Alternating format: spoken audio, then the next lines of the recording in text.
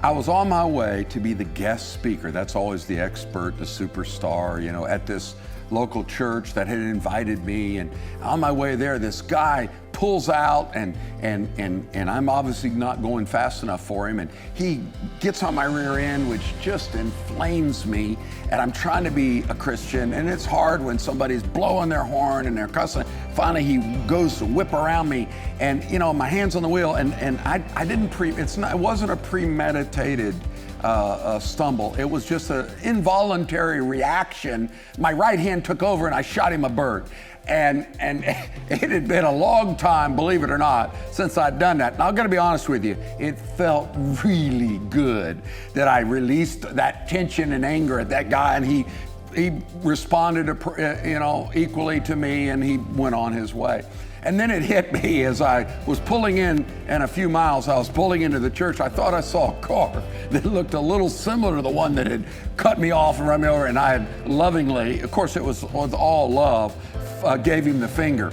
And it hit me, wow, this guy could be in church having to listen to me preach, and who's gonna call me out? He's the pastor with the finger.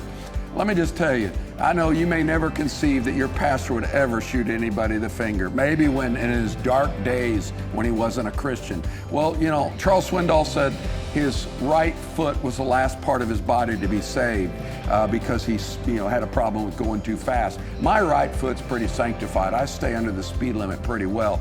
But my middle finger, on the other hand, still needs some prayer because it's been known to just kind of react. And it seems like a good thing to do at the time, but I'm sure you would rather not have a pastor that shot people in the bird.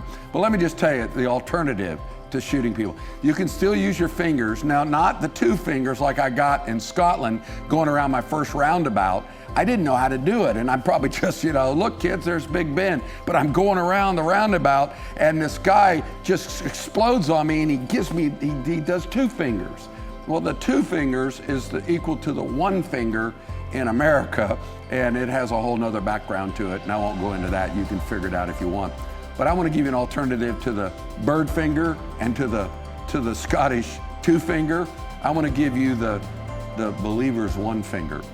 When I first came to Jesus in the 70s and we were just radical for Christ and we would always tell people, I don't know who started it or where it came up, but we'd hold up one finger and we'd say, one way, Jesus. To this day, 40 years later, I'm still using the finger. When death comes in a memorial, there's times even in memorials that I'll lift my hand and I'll raise up one finger. I'll give death the finger. But not the middle finger, not the two fingers, but the one finger that says Jesus is the way, the truth, and the life. No man comes to the Father but through him.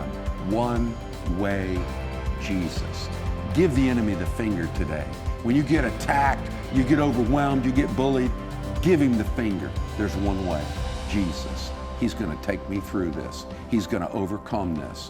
One way, Jesus. Give him the finger.